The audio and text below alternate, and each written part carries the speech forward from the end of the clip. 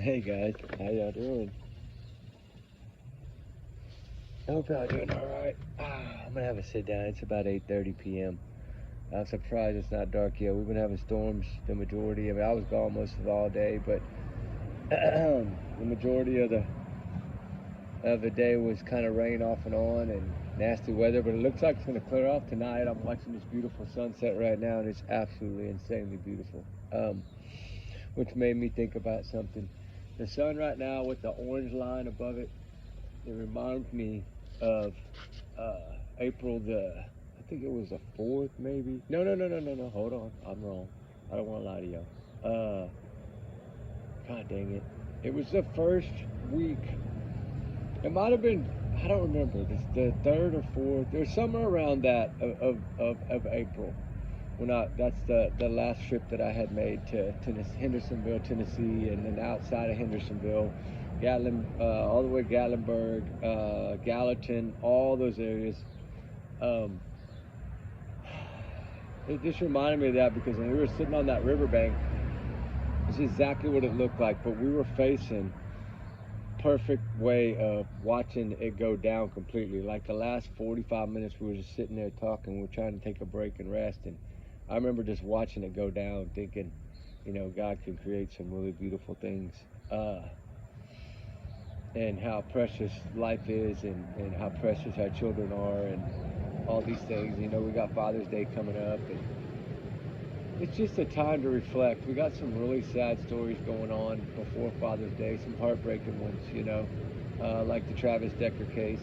I did a video this morning, I think like the crack of dawn, and I wasn't going to load it, and then I was like, because I've made like 4 or 5, and I haven't loaded any of them but one, and I went ahead and decided, you know what, I'm just going to load it, and I hope y'all are okay with that video. I hope y'all don't freak out about it. It's just me speaking from the heart, and that's kind of what I like to do sometimes. And sad story it is, just like Jack and Lily Sullivan, right?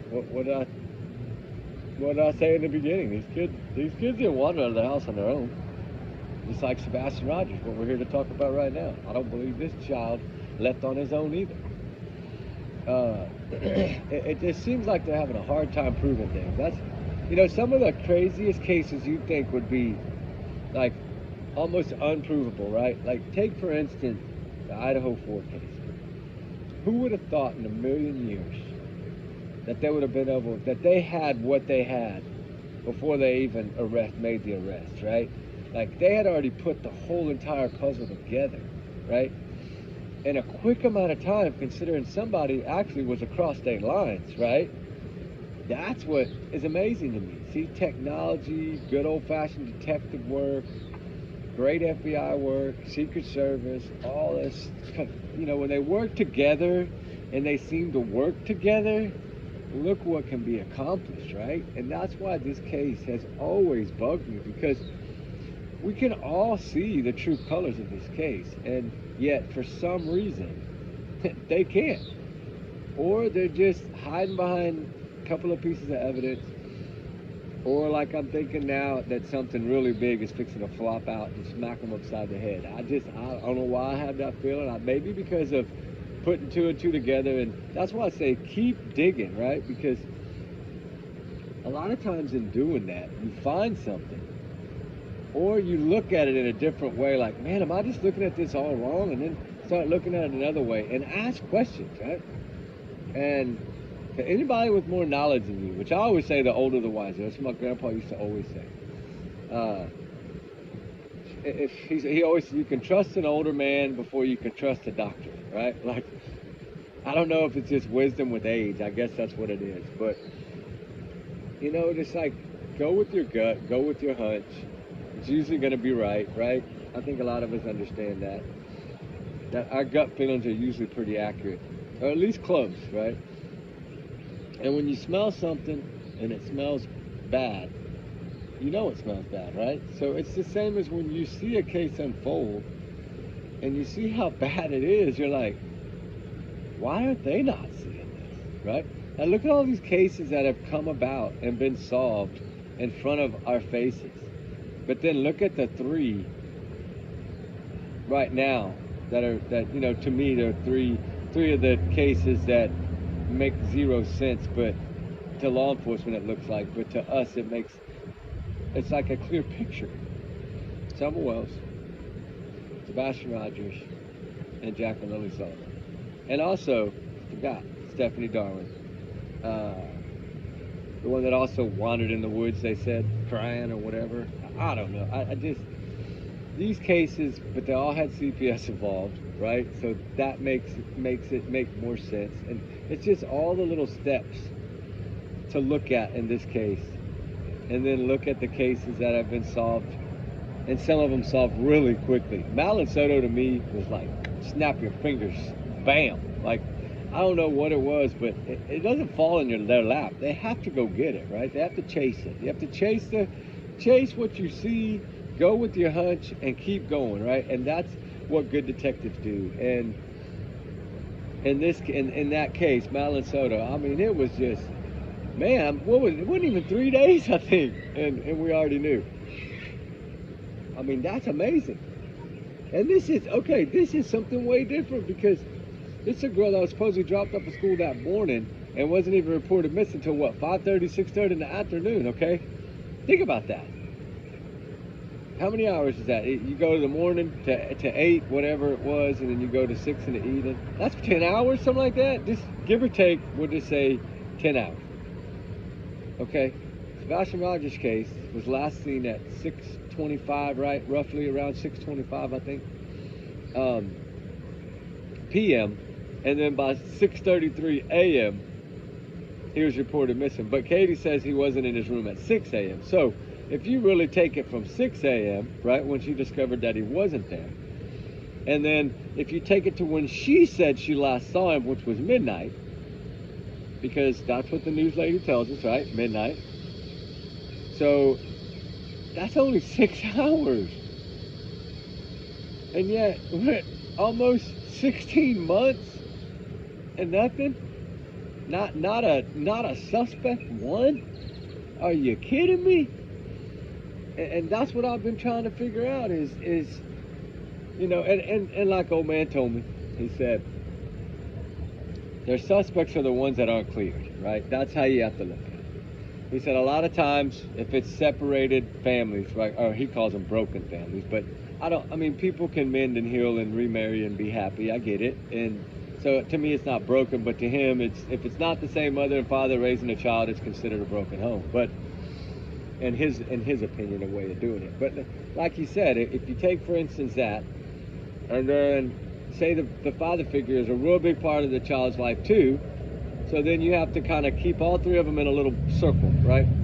You can't let one out of that circle, because if you let one out of the circle, then the other ones are going to start pushing to be let out of the circle, right?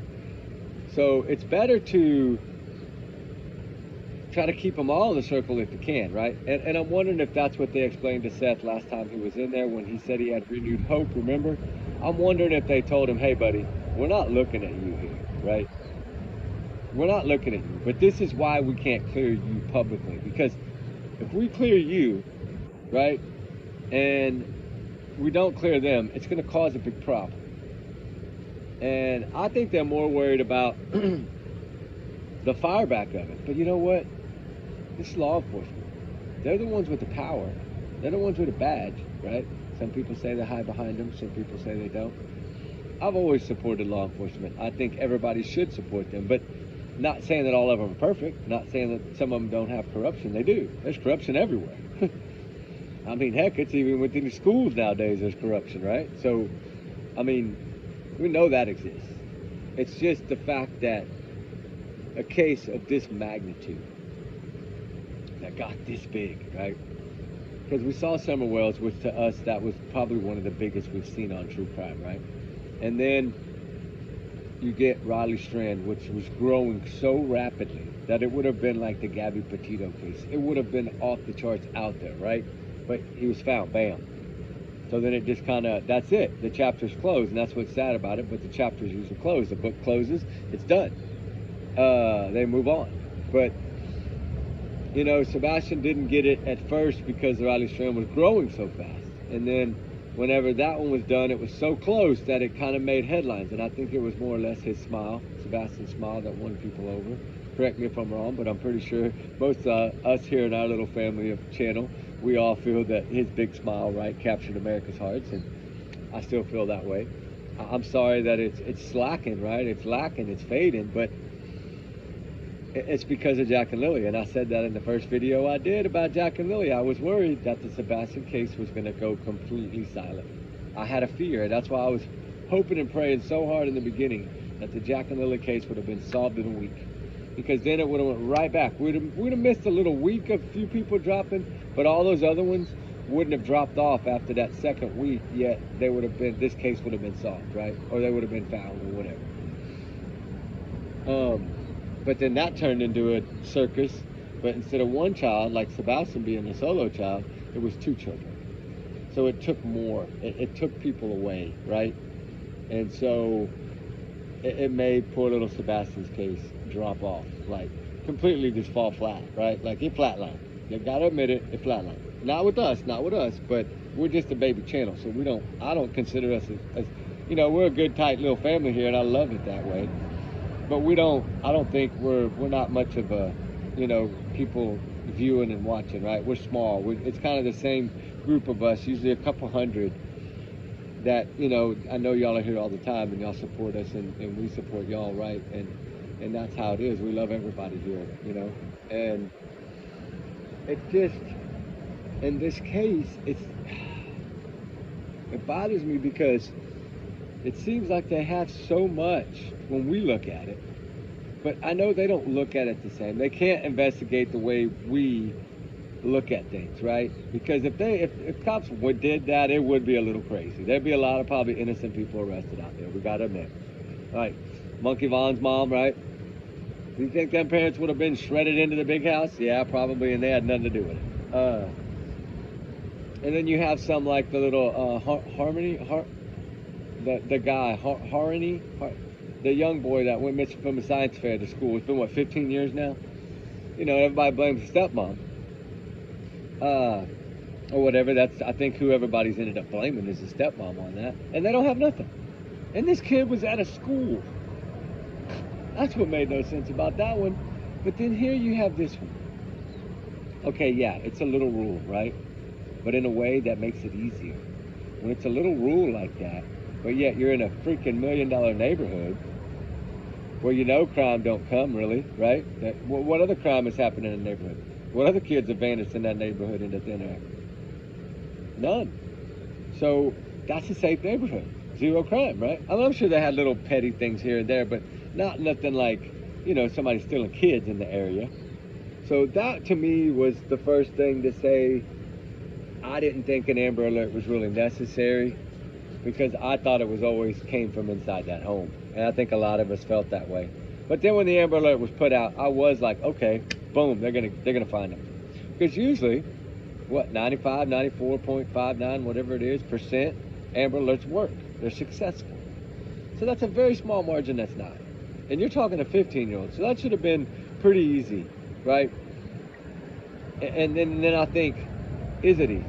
Then I look at Elisa, right? The little Elisa, the girl that was finally, she walked into the police station, the sheriff's police station there in Colorado Springs, right? And now she's home safe with her family. But for 5 weeks, they could track her leaving the school. They could track her at the gas station, which we don't have in Sebastian Rogers' case. They could track her to that train. They could track her getting off. And that's when everything went cold. And I'm thinking, okay, from there, how did she get to Colorado Springs? Because they were nowhere near looking at Colorado, period, right? So how did she get there? And it goes to show you how things can slip by and they just can't find a lead to grab that's going to stick, right? So, of course, then they turned to cell phone technology and all these things, and then they were able to start getting somewhere, right? We started seeing some arrests. We started seeing production, right? After 5 weeks, 6 weeks, 5 weeks, something like that, we started seeing production. But yet, still no her. She still wasn't found. And then one day, she just happened to walk into there. But my point I'm trying to make is, see how she ran away, right, for the first time? Which this would have been Sebastian's first time if he would have ran away, right? He didn't have the means she had. This girl had $1,500 cash. She could live and not be hungry, right, and cold. she would have been fine. She had money. Yeah, still don't think she was on her own. I think somebody had her. It's sad, it's heartbreaking, but that's what I think happened. And I'm wondering if she actually escaped and got away, or if that person's like, I'm sorry, I'm not going down for you. Which they're going to get caught, I pray, anyway, and they're going to go to prison too. But the whole thing is they couldn't find her, and they had all that to help them with, right? So then I look at it that way, and I think, well, you know what? Give them the benefit of the doubt then. Maybe there was no trail, no nothing to grab, because there was no dog scent trail. There was no camera footage showing this kid. And then I got to thinking too, okay, well, they tracked her on all these cameras, including gas stations, right? So we know they did that same kind of style investigation in the Sebastian Rogers. Remember, they were checking all the store cameras and everybody local cameras. Anyway, right? So they surveilled that whole area by camera footage, right? Where in her case, they found her and followed her all the way to a freaking train station, 30, 40 miles away. I mean, they were able to do all that, but they couldn't do nothing here because there wasn't no camera footage. Okay, so let's say, okay, there's no camera footage. So does that make it easier to solve it?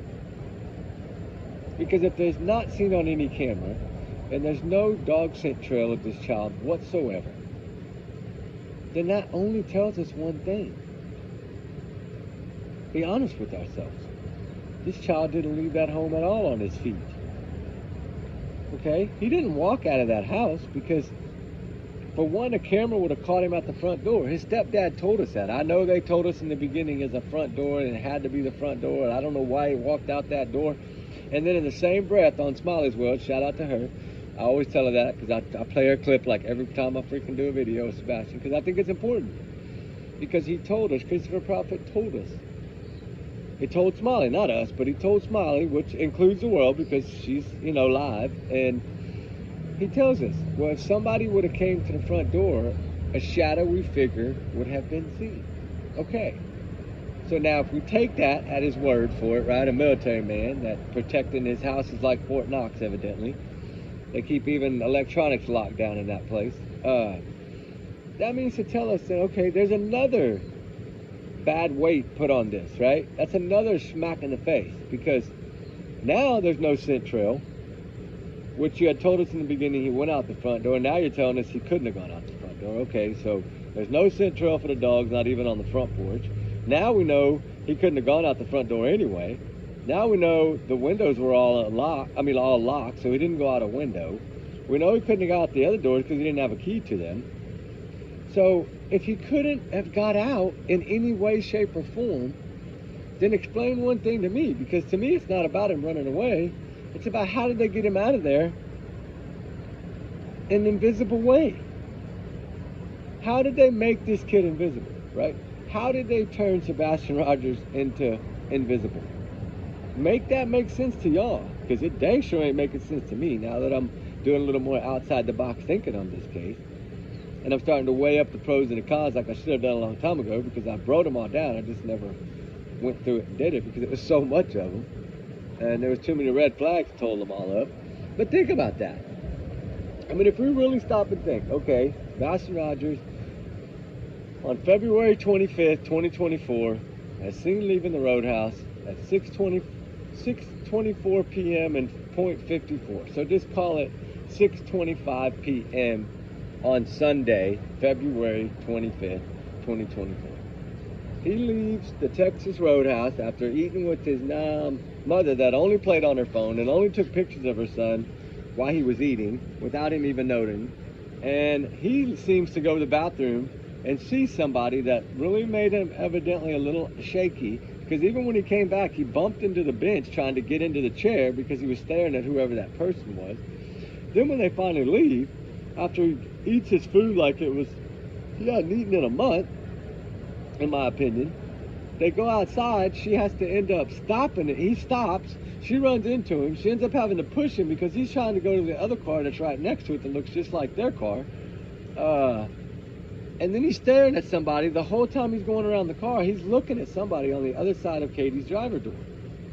And that doesn't make sense to me, because then the green hoodie thing approaches and all that goes, and then that's debunked by law enforcement. Or is it? They could have lied to us. Maybe it is have something to do with it. And maybe this person, maybe they found out something that made them get that warrant on April 2nd. Maybe, well, whoever they talked to in December, about this person, which I think maybe she was already unalive or she passed away right after that or something, but maybe she gave them information and we don't know it. And that's why they went a different route and got new warrants and got new stuff to go, right? Maybe that's what it is, right? I thought about it that way too. But I still, because then I go back to like I was saying, and you look at the overall picture, that from 6:30 p.m., which I think the dash cam is 6, some of y'all are still like 6:34, I think, is when the dash cam ends. Okay, so if you take 6:34 p.m., and then we go over that timeline that I was able to get, and I look at it and I'm thinking, okay, then he took the trash out, right? Because that's what it says. That's what Katie said. He took the trash out. She didn't say what happened between 6:34 and 8 o'clock, right? She didn't ever tell us that. She just told us at 8 o'clock he took out the trash like he's supposed to because it's his chore. That's all she told us on that note. But then if you say, okay, he took out the trash, all right. And then he skipped back to the house, right? Because evidently that's what's seen on the neighbor's camera. It's a little shadowy, but you can't make out who it is, but you can tell someone took out the trash and they kind of skipped back. So, okay, just say, all right, he took out the trash. Well, then what happened after that? Because that's when everything goes crazy. That's when the stories start changing. That's when the inconsistency started happening. It's from after the trash.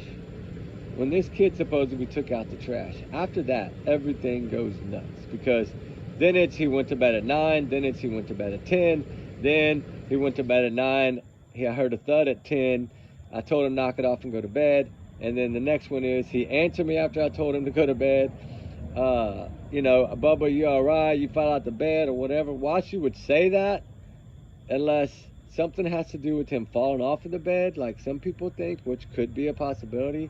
I don't think the kid was ever home. I think whatever happened after they left that restaurant, somebody took that kid after that. Because if he would have taken that trash out, that next morning when those dogs got there or whatever, they would have hit on that trash can. And they would have followed his trail either to the front door, because she said he always used the front door. So they would have followed his scent to the front door, especially if that's the door he came out of, like they told us in the beginning. They would have picked up some kind of scent of this child.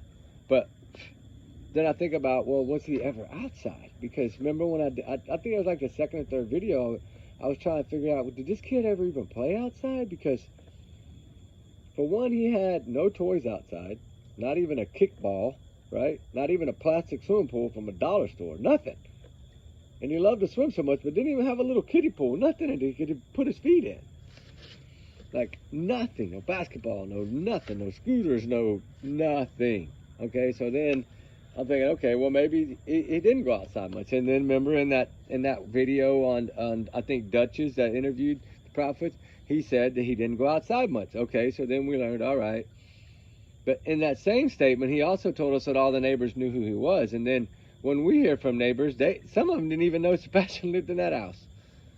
So you see what I'm getting at, right? Like nothing even from the start added up, and everything went haywire after 8 p.m. So whatever happened after 8 p.m., right, is where it gets spotty. That's why I think that she doesn't have any knowledge of that, and the bedtime stuff was always a big confusion, is because he wasn't there.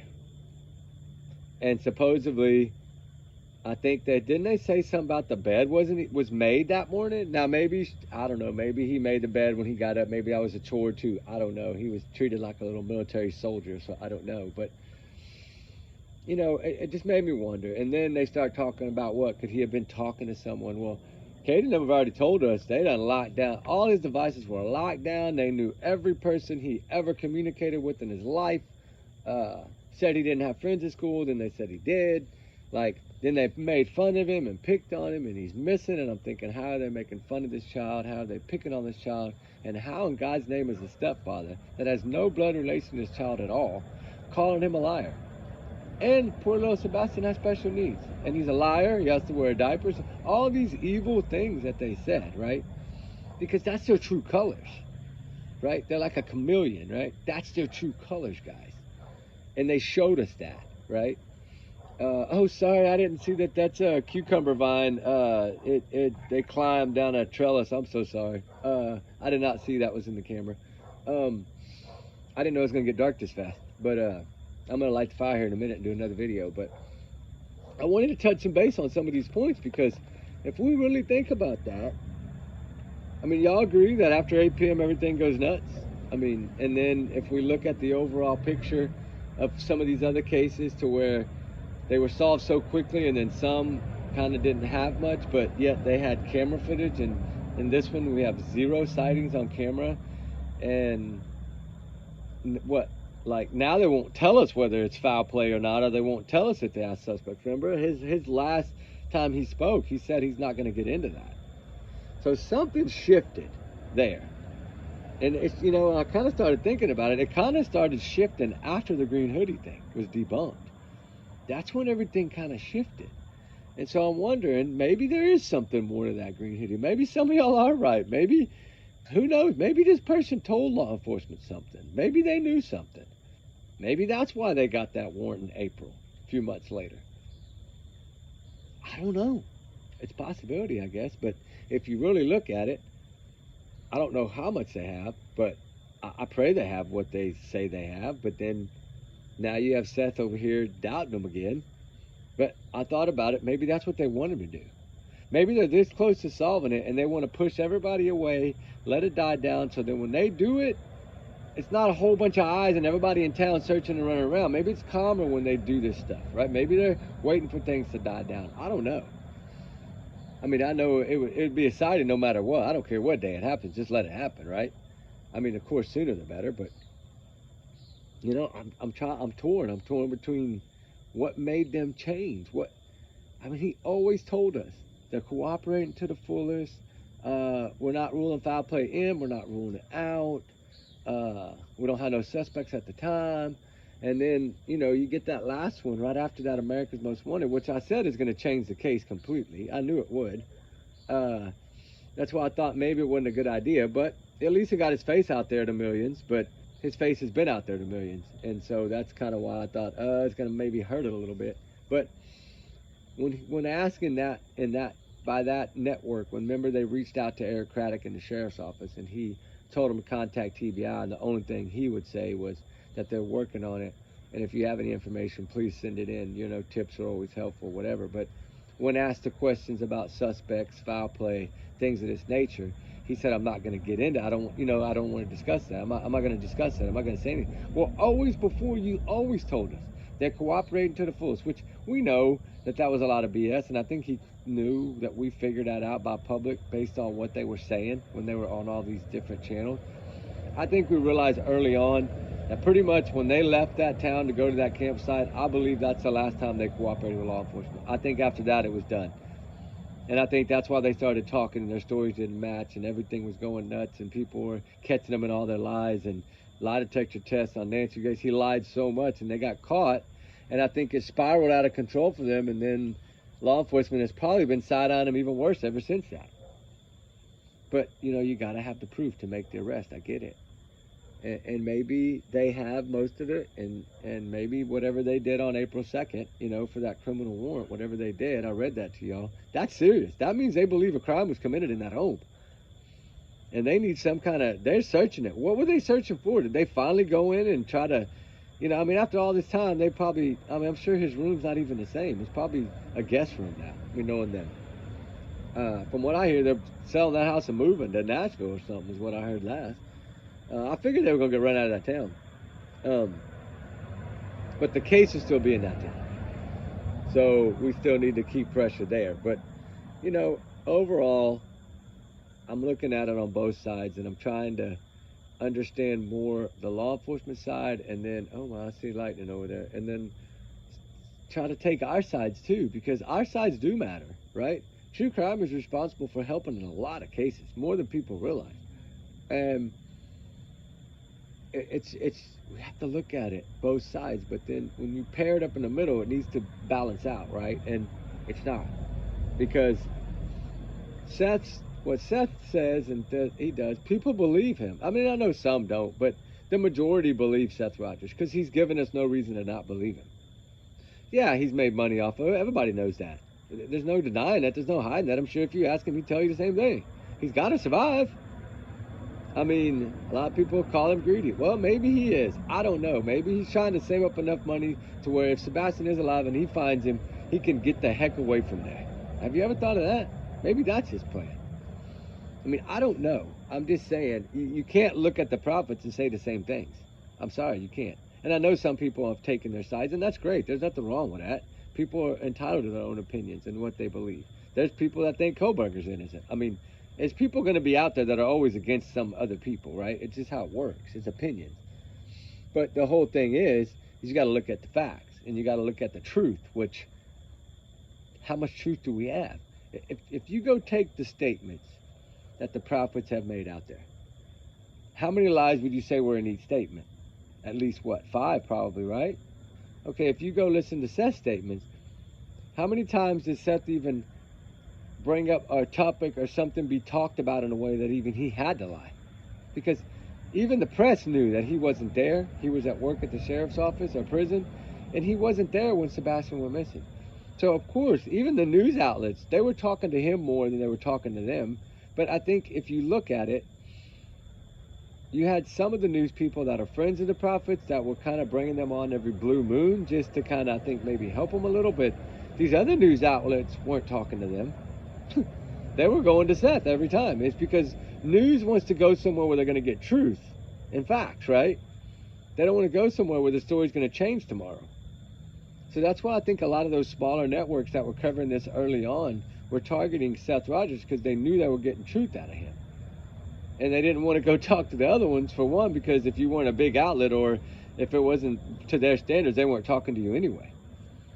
But lo and behold, they should have talked to anyone that was willing to put Sebastian's picture out there. That's how mothers honestly act when their child is missing, especially with special needs. Time is crucial, right? The first 72 hours is the most important.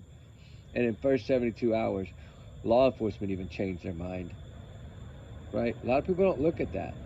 Eric Craddock completely changed his tune. At first it was this kid wandered off.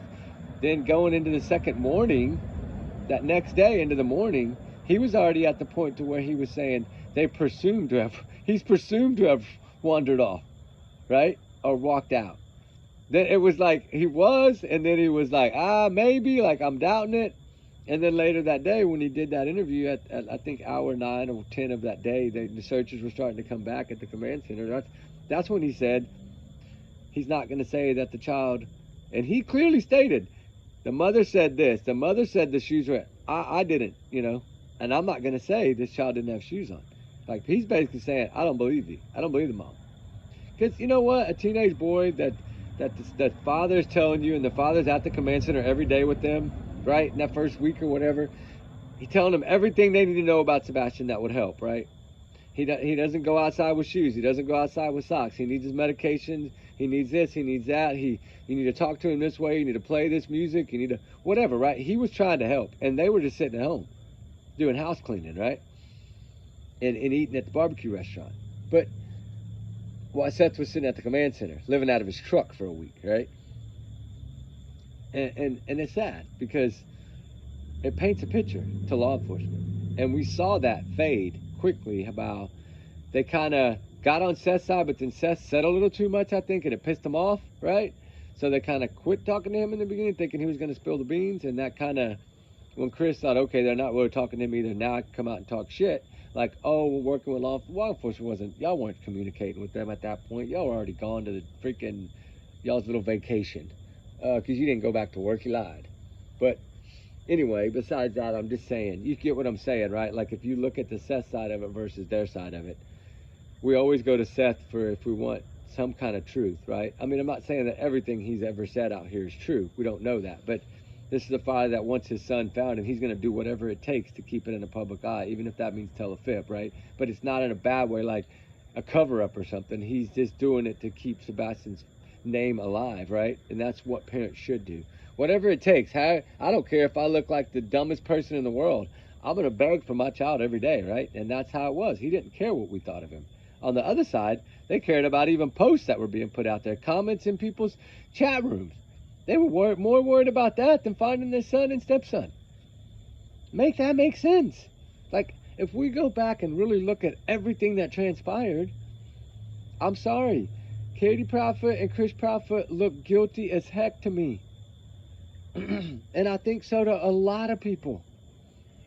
And get mad at me if you want to. If you're on their side, I'm sorry. But I'm just saying that what they have done and the way they've carried themselves and their actions, which speak louder than words in a missing child's case, all of that is horrible.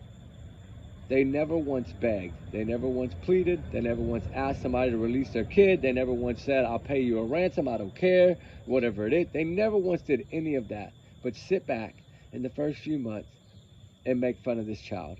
And then after a year, she tried to say, well, some people must have misunderstood what I was trying to put out. No. We understood what you were putting out loud and clear. Believe me, guess what? It was crystal clear, lady. Crystal clear, like your husband said. The things y'all said about this child. They were crystal clear. It wasn't $1 million question or none of that bullshit. What they were saying about this child, the world knows. It's out there. It's recorded. It's going to be out there forever. They can't get rid of none of that. But they've got their way in so many ways, right? By the public weeding out. Like, that was their plea last time. Stop. Pause. And a lot of people did, and it's sad. I didn't. I'm still going with it. I've got like probably 26 videos right now of Sebastian loaded in my phone. I've never even loaded them up there. Because some of them I'm still holding back. Like, some of them I might get a little upset sometimes. I can't help it. I'm only human. But this case is always stuck in my head, and it's in the back of my mind. I think about this case a lot. And I know a lot of people don't anymore, but I still do, because I still think this is a solvable case. I still think the evidence and the truth and the proof is right in front of us. I mean, I'm sorry. Their words and their actions, oh my God, they've spoken so out loud. I mean, this is nuts. And then Malaya, the mom of Jack and Lily, did the total thing that came, I mean, poof, ghosted them from day 2. But I think she knows exactly what happened. I'm sorry. I think they both know this is a cover-up from heck, just like Sebastian Rogers' case, just like the Summer Wells case, just like the Stephanie Darwin case. All these CPS freaking crazy parents that should be locked up are running around out here still free, and the kids are still missing. But I'm sorry. 50,000, 20,000 people are going to say you're guilty or think you're guilty if you don't give them a reason to think that way. I mean, the power of this, right? It's beyond unreal in these cases. And it's like, my God, what is it going to take for law enforcement to solve them? Like, Summer Wells, I don't think they're doing anything. And I don't think they have for the last 2.5 years. I think it's just like Sebastian. After 12, 13 months, they give up. I'm sorry. That's what I felt. And then, in the same breath, they had that 13th month. Oh, yeah, the 13th month exactly, the beginning of it, they hit that damn criminal warrant for the address. And I was like, oh, I thought y'all were going to fall off the face of the earth. Y'all over here trying to sneak in some damn warrants and thought it'd calm down. And somebody caught it. Which is great, because it added fuel to the fire of what we all believe, right? Get that bonfire higher and higher. Eventually, that bonfire is going to fall. And believe me, the truth's going to come out. I think truth's already out. I think everybody has painted their picture. You know, you got, 10% of the world probably on their side, and you got 90% of the world saying they're pointing the finger at them. So, yeah, it's pretty big odds. And I don't think that many people are wrong. Especially like Peter Hyatt and Pat Brown, profiler, right? These two right here. I'm telling you, I learned a lot from listening to them too. And I know y'all have now too, especially Dorothy. She's like, thank you for telling me. I'm telling you that, man, go listen to her Jack and Lily one, guys. Holy moly. Like, she'll break it down. And when she does these, she doesn't have much of the information yet. She's just going with what she sees and what little bit that mom spoke. And that's why I always send her an email as soon as a case breaks. Please, right, if I think it's a red flag. And I did ask her the other day, I sent her to redo the Sebastian one again, because she did so well on that one about Katie Boy. Woo! I think she hit that nail on the head. Man, like, perfect. You know, and Peter Hyde, I miss that man. I miss listening to that man on YouTube, man. I don't listen to very many people at all. But that man just was powerful with his words. And, you know, he covered so many cases, including the Jay Slater case, right? But the Madeline McCann was his case. He man, he covered that case so much. And God rest his soul up there. You know, we do miss him out here in this true crime world. We needed him. We needed him to stay. But I understand God had plans. But, you know, he's probably up there doing the same thing up there in heaven right now. He's probably already earned his golden wings by now. But the thing is that all in all, I went backwards, but I went from like now to the start. I'm going backwards this time on how I'm trying to search Sebastian Rogers' case, to go back through and see if I missed anything, which I know I'm gonna have missed plenty of things. We all miss things.